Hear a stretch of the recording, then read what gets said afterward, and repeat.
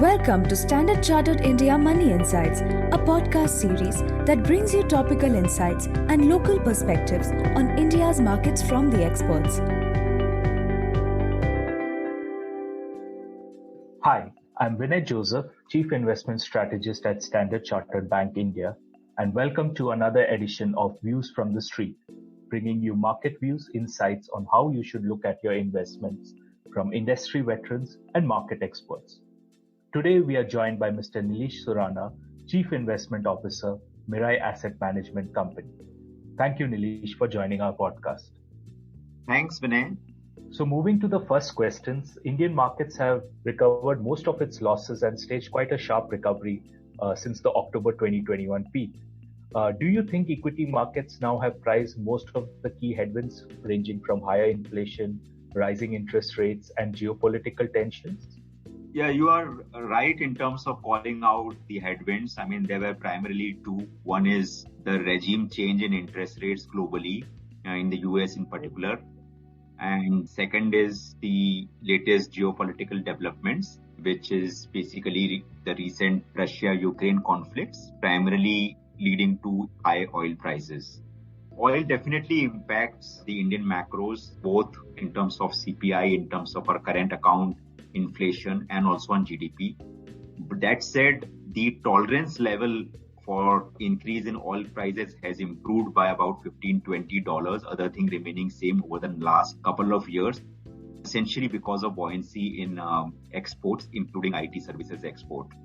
Overall, from a market perspective, what is interesting is despite these two headwinds, which is the oil shock and higher interest rates, what we are seeing is that the earnings trajectory from a medium-term viewpoint is intact.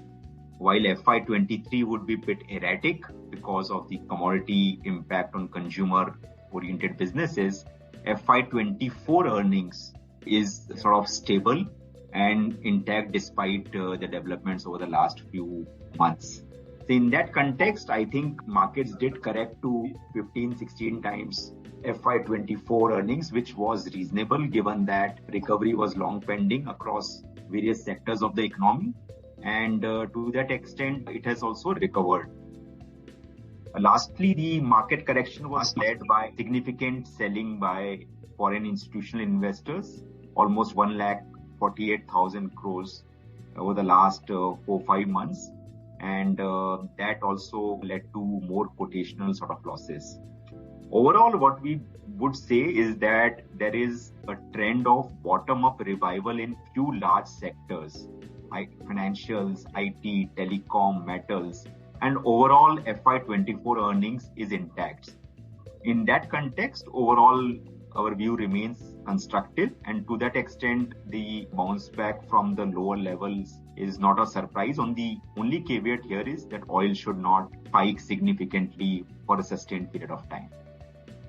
That's a good segue. You did mention about earnings, so we'll touch about that a little bit more in this question. So how confident are you of India's earnings trajectory over the next few quarters, and which sectors or segments you think will show the greatest earnings resilience going ahead? So as I mentioned that FY23 first couple of quarters, earnings will be erratic owing to the ongoing crude and commodity shocks for certain set of businesses. However, if you look at the consensus Bloomberg number for FY24, they are intact, broadly at 1,020 plus, despite these two developments what we discussed in the previous sort of question. And what we would see is there will be some downgrades in consumer-facing businesses, whereas there will be upgrades in exporters, which benefit from currency depreciation in metals, etc. In terms of larger pieces of the larger sectors, which would be sort of immune to this commodity and interest rate event, as I mentioned earlier, financials, IT, telecom, metals would do well. And I would assume that markets, being a leading indicator, would look past the erratic sort of margin compression which we would have in consumer-facing businesses. And at an aggregate level, as I mentioned, we are fairly confident that the recovery, which was long pending and got impaired because of COVID, etc., would happen in FY24 and beyond. So that goes to the last question, Neelesh, on how do you see from a structural time frame Indian equity markets, and which are the key themes or segments where you are very bullish and you think will outperform over the next coming years? So we are fairly constructive from a longer term viewpoint, because what's important is we entered COVID when going was bad. So the base was much lower than the mean. So there was a mean reversion on multiple factors, on GDP growth, earnings, PAT to GDP. So that trend glide path continues. And structural long-term story in terms of growth or pillars of growth for the Indian economy in terms of demographic infrastructure and reforms are sort of intact. In terms of medium-term trends which would sort of benefit, I would like to call out 4 sort of themes which will do well. One is this entire consolidation and formalization thesis, which is taking place across sectors where strong companies are getting stronger. And this is a derivative of multiple things which happened over last 4-5 years: demonetization, tax regime change, digital ecosystem, pandemic, gig workforce, etc. What we are seeing is the market share of stronger companies, they are gaining at the expense of not so strong companies, unorganized companies. So that is one which is advantage many listed market leaders. The second, I would say, is the turnaround in the housing cycle. Again, it's a multi-year theme. We've seen affordability levels among the best in last 15 years, and we see housing being sort of do a heavy lifting in terms of household capex increasing.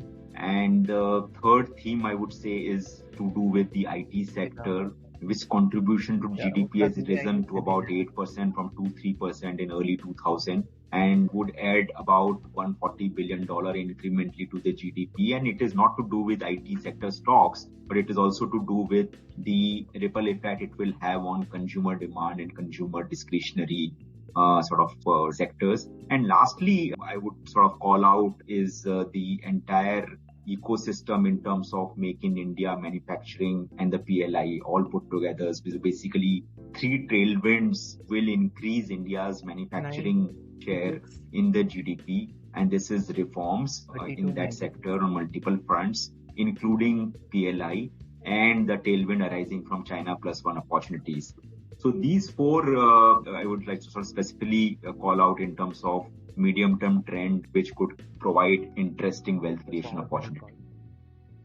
Thank you so much, Neelesh, for joining our podcast and sharing your views. If you like this podcast, please subscribe and like it. Thank you all. Thanks, Vinay. Thank you. Thank you for listening to Standard Chartered India Money Insights. Stay tuned for the latest updates and market trends by subscribing to our podcast. For more information, reach out to your Standard Chartered Relationship Manager or visit www.se.com/in.